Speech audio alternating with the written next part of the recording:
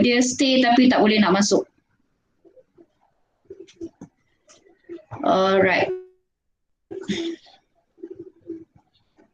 Sekejap Okey. Okey, selamat datang ke kelas kita kali yang kedua untuk hari ini. Bagi kelas 4 Krypton, Zenon dengan Katnia. Cikgu ucapkan selamat datanglah. Terima kasihlah pada semua yang sudi ada kelas dengan cikgu hari ini. Okey, cikgu pun tak buat lama-lama sangat. Okey, tapi nanti di akhir kelas ni cikgu akan bagi tugasan dekat dalam Google Classroom. Awak boleh pergi dekat Google Classroom tengok tugasan tu, ataupun kalau tak boleh, lepas cikgu upload video ni, cikgu akan letak dekat bahagian description. So awak boleh tengok soalan. Ada 2 soalan je. Okey, kalau yang boleh print, kalau macam dia mungkin tak ada printer, awak boleh tengok soalan tu, lepas tu jawab, tak payah salin soalan. Okey? So hari ni kita akan sambung bab 10, bahagian 2, matematik kewangan alright. Mungkin dia ada hang kat sini. Sekejap lambat pula.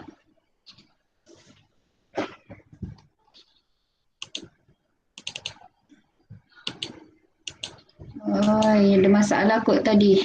Sekejap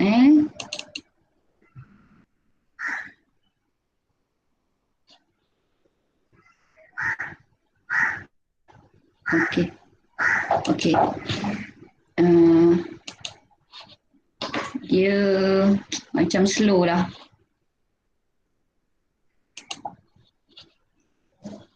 Alright. Okay, jadi bab 10 matematik pengguna, yang ini bahagian 2 So kita tengok untuk standard pembelajaran, membina dan membentang pelan kewangan peribadi untuk mencapai matlamat kewangan jangka pendek dan jangka panjang. Hari tu kita dah belajar, kita nak buat pelan kewangan ni dia ada matlamat jangka pendek dengan jangka panjang. Dan seterusnya menilai kebolehlaksanaan pelan kewangan tersebut. Bila dah buat pelan tu, kita nak tengok pelan kita tu okey ke tak okey, bagus ke tak bagus. Okey? Jadi bagaimanakah anda menilai kebolehlaksanaan pelan kewangan jangka pendek dan jangka panjang? Okey, apa tujuan pelan kewangan? Okey, tujuannya adalah untuk mencapai matlamat kewangan jangka pendek dan jangka panjang. Okey, seterusnya untuk membina pelan kewangan, awak kena kenal pasti sumber pendapatan yang diperoleh dan perbelanjaan. Okey, awak tengok pendapatan apa yang ada, lepas tu perbelanjaan. Okey, kemudian pelan kewangan yang cekap mendahulukan simpanan 10% daripada jumlah pendapatan. Maksudnya bila orang tu dah ada pendapatan, gaji, lepas tu mungkin ada pendapatan yang lain tu, dia kena ambil 10% daripada dia punya pendapatan tu, simpan dulu. Itu adalah satu pelan kewangan yang cekap. Okey?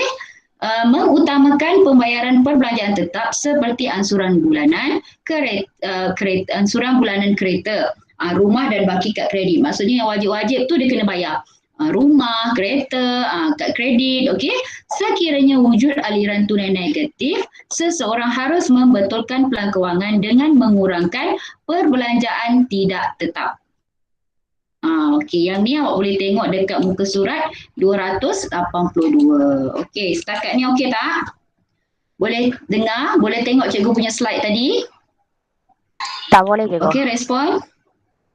Type dekat komen? Boleh.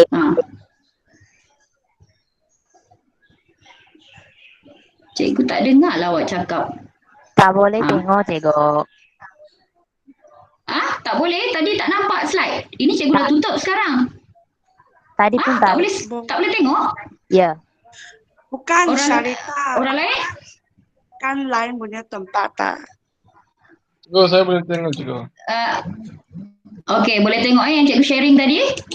Bukan tengok muka cikgu tau. Ada yang cikgu share. Boleh. Okey, Sarita tengok balik ni. Cikgu share sekarang. Okey. So, next. Okey, ini maklumat di bawah berkaitan dengan aras pendapatan dan perbelanjaan Encik Yusof untuk bulan Disember 2019. Ini pun dalam buku teks. Encik Yusof bekerja sebagai ejen insurans manakala isterinya seorang suri rumah. mereka mempunyai 3 orang anak yang masih belajar. Okey, sekarang ni ini pelan kewangan Encik Yusof. Kita tengok gaji dia. Gaji dia ada RM5,000 dia dapat gaji dia dah tolak dah potongan wajib yang dalam gaji tu.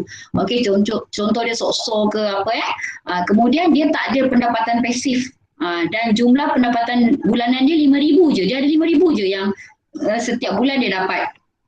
Okey, kemudian dia tak ada pun buat simpanan tolak yang 10% yang cikgu cakap tadi. Dia tak ada simpan. Dia cuma ada tolak simpanan untuk dana kecemasan. Dana kecemasan ni mungkinlah kalau kena pergi klinik ke, ada apa urusan yang ada family sakit ke, okey, dia simpan 200 je. Jadi RM5,000 tolak dengan 200, dia punya baki pendapatan sekarang adalah RM4,800. Okey. Kemudian tolak perbelanjaan tetap bulanan. Sekarang perbelanjaan tetap bulanan dia ada buat pinjaman perumahan. Okey, dia ada buat pinjaman perumahan. Cikgu. Ni. Okey, ni perumahan So perumahan dia kena bayar RM1,000, premium insurans dia RM500. Jadi perbelanjaan tetap bulanan dia adalah RM1,500. Okey, kemudian tolak jumlah perbelanjaan tidak tetap. Tidak tetap ni contoh makan minum, anak-anak dia belanja petrol, telefon, utility dan melancong. Yang ni jumlah keseluruhan adalah RM3,300. Jadi RM3,300 tambah dengan RM1,500, ini yang dia belanja tolak dengan RM4,800. Sekarang pendapatan dia kosong, dah tak ada dah. Dia tak ada hutang, dia tak ada lebih. Ini bagus ke tak bagus? Cuba jawab. Dia punya pendapatan. Lepas tu dia tolak dengan belanja dia kosong. Bagus ke tak bagus? Tak bagus. Tak bagus. Tak bagus. Cikgu nampak Mitrat cakap tapi tak dengar suara. Tak bagus. Tak bagus Stephanie. Tak bagus Nanta kata. Okey, tak. Okey. Kenapa tak bagus? Kenapa tak bagus? Ada boleh bagi cadangan tak? Tak bagus tu. Tak ada untang, tak ada hutang. Untang ke apa Stephanie? Hutang. Dia tak ada hutang, baguslah. Dia tak ada hutang kan? Apa yang tak bagus? Hutang. Okey, apa yang tak bagus? Cikgu, tak ada saving cikgu. Tak dengar lah awak cakap. Okey, apa yang tak bagus? Hutang tak ada. Okeylah, hutang tak ada.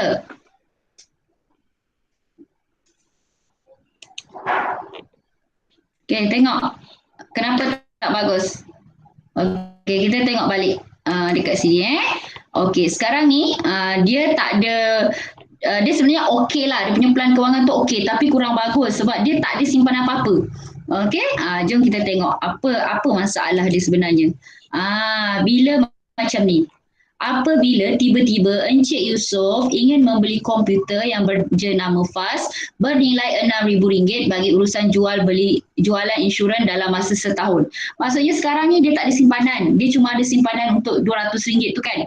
Tapi itu kalau dia ada emergency. Tapi dalam masa yang sama dia nak beli komputer. Harga dia RM6,000.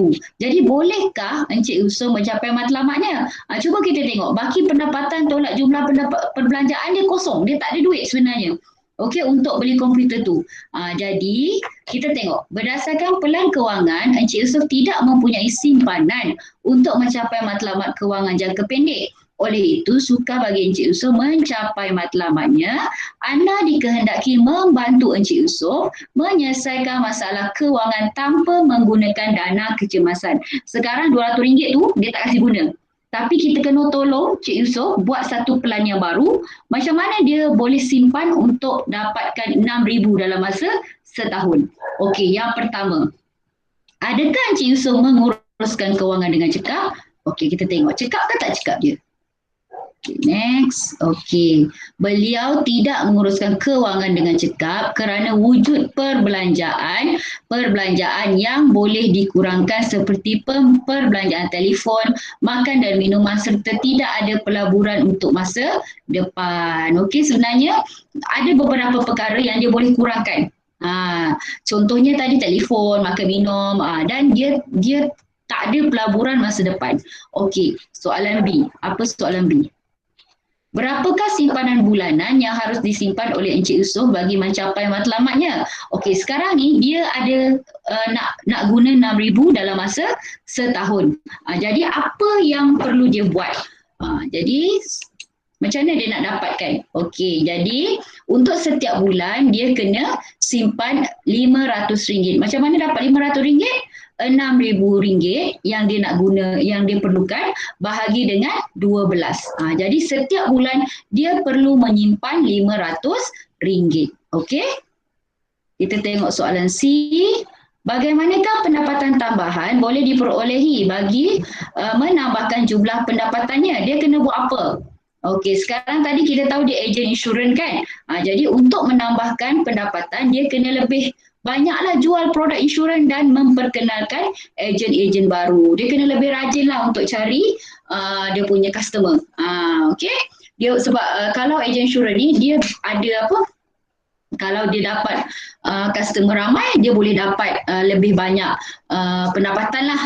Okey, berbanding dengan kalau macam cikgu ni, gajinya tetap. Dia tak ada, kecuali kalau ada bonus untuk certain bulan lah.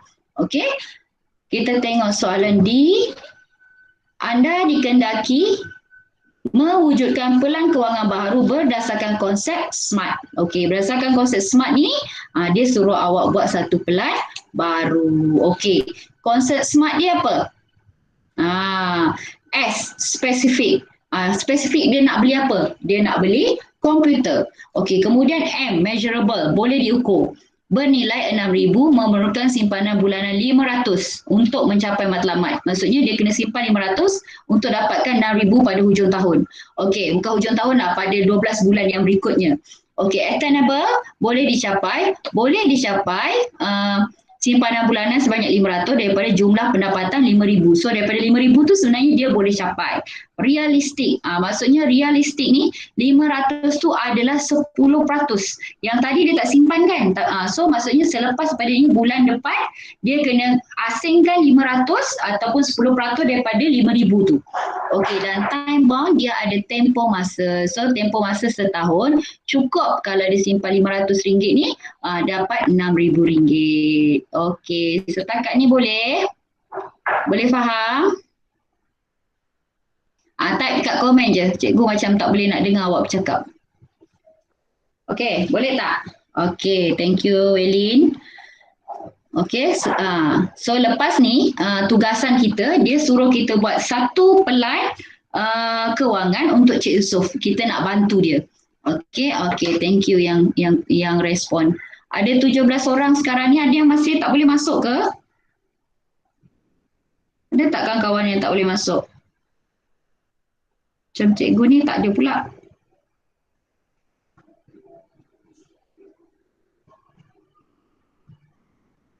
Okey, cikgu sambung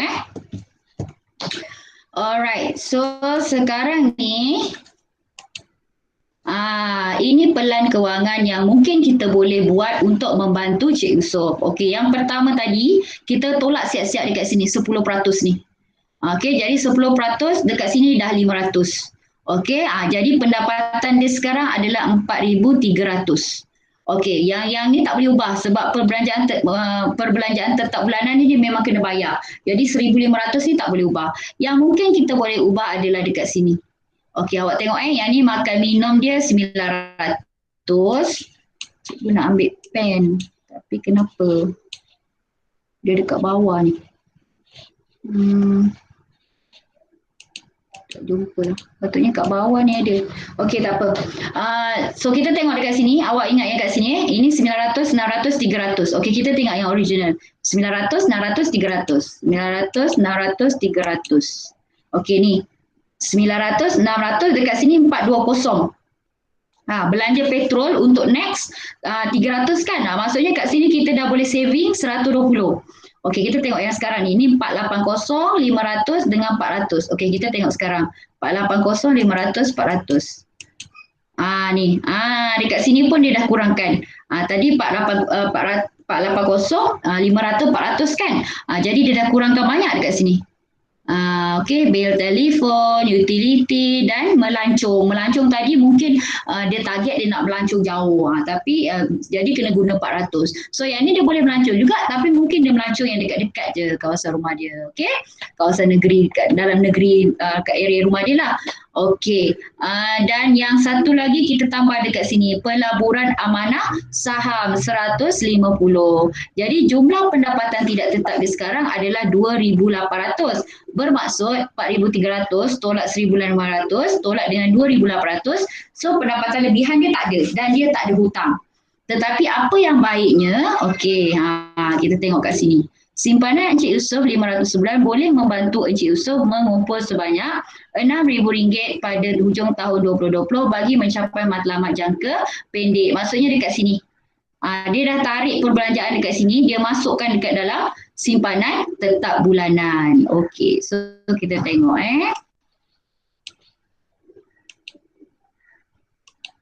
Okey, jadi menilai kebolehkelaksanaan pelan kewangan Encik Yusof. Okey, antara faktor yang perlu dinilai oleh Encik Yusof dari semasa ke semasa dalam kebolehkelaksanaan pelan kewangan Encik Yusof. Okey, kadar inflasi semasa yang boleh menyebabkan kos taraf hidup meningkat. Okey, maksudnya dia kena tengoklah kewangan pada masa tu. Terutama macam sekarang ni kan, waktu PKP ni kan. Jadi mungkin dekat situ dia terjejas. Jadi mungkin antaranya dia kena nilai balik lah. Dia punya pelan kewangan tu sesuai ke tak sesuai. Okey, hal ini boleh meningkatkan jumlah perbelanjaan. Sekiranya ini berlaku, Encik Yusof perlu mengambil langkah untuk menambah pendapatan. Maksudnya dia kena buat sesuatu lah untuk tambah pendapatan bagi mencapai matlamat. Okey, namun pelan Encik Yusof dapat mencapai matlamat kerana beliau ada melabur di dalam amanah saham. Dalam amanah saham tu macam hari tu cikgu ceritakan kita simpan duit dalam bank ke, nanti ada hujung tahun kita akan dapat dividen. So dia boleh gunakan perbelanjaan tambahan untuk diatasi dengan dividen yang diterima. Okey, setakat ni ada masalah? Boleh faham? Okey tak? Mana cikgu punya? Okey, boleh. Hilang pula cikgu punya ni.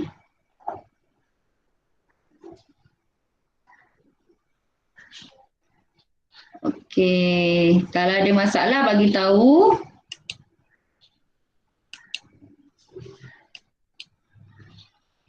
Boleh. Okey, right boleh. Sedih lah cikgu ada 17 orang je ni.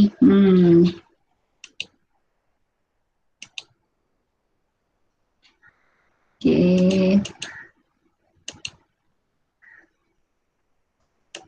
Okey, ni yang tadi ni. Okey. Ada apa-apa soalan tak nak tanya?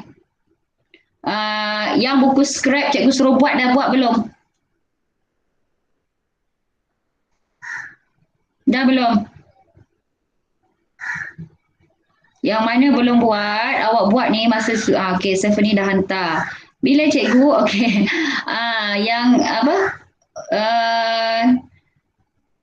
Kalau kelas kadmium ni cikgu tak wajib kan, sebenarnya semua orang pun tak wajib, tapi cikgu suruh buat untuk bantu awak. Nanti kalau ada periksa macam kita tahun ni hujung tahun memang kita tak ada periksa lah, kita akan ada periksa lepas mungkin awal tahun depan. Tak payah Nawilin, tak payah hantar sekolah, awak ambil je cover depan tu. Sarita dia cikgu suruh buat buku scrap bab 10. Okey, awak buat je paling banyak dalam 3 helai macam tu. Lepas tu untuk PKP ni sekarang ni kita tak boleh hantar kan. Jadi awak ambil je gambar cover tu, awak hantar dekat cikgu menandakan awak dah siap. Nanti kita bila-bila naik sekolah, tahun depan kot kita naik sekolah, baru awak hantar. Okey? Cuma awak ambil yang topik subtopik yang penting lah dekat dalam tu. Hari tu siapa yang Batma kot, dia hantar saya PowerPoint. Okey lah, cikgu terima lah. Okey, so ini tugasan awak. Okay, ni yang cikgu cakap tadi. Tugasan awak, first tadi buku scrap ataupun video. Awak boleh pilih nak buat buku scrap ke nak buat video. Okay, hantar, kalau buku scrap tu hantar cover. Kalau video tu hantar PM lah cikgu punya dekat cikgu. Okay, dan yang tugasan hari ni, cikgu masukkan dalam Google Classroom. Okay, due date dia 18 November, maksudnya minggu depan. Ada 2 soalan je. Kalau awak tak boleh buka Google Classroom, nanti bila cikgu upload video ni, dekat bawah description tu ada cikgu letak dia punya link. Okay, nanti tolong buat soalan tu last minggu depan sebab minggu ni punya kelas dah habis. Okay, so ada apa-apa nak tanya tak? Ada apa-apa nak tanya sekarang? Tak ada. Okay, thank you Step. Kawan-kawan awak tak ramai hari ni. Nanti cikgu nak list nama dalam grup macam minggu lepas. Nanti cikgu nak bagi di merit lah. Tahun depan, awal tahun di merit daripada cikgu lagi dah banyak. Sebab tak datang kelas. Boleh? Siapa baru masuk ni? Meteng baru masuk. Siapa baru masuk ni? 18. Di merit 500. Aduh, hai. Okay. So tak apa, yang baru masuk nanti boleh tengok dekat cikgu punya link, nanti cikgu akan bagilah kalau cikgu dah upload Okay, so sampai ni je kita punya kelas. Jangan lupa tugasan awak. Okay, bye. Okay, bye Stephanie. Bye, cikgu.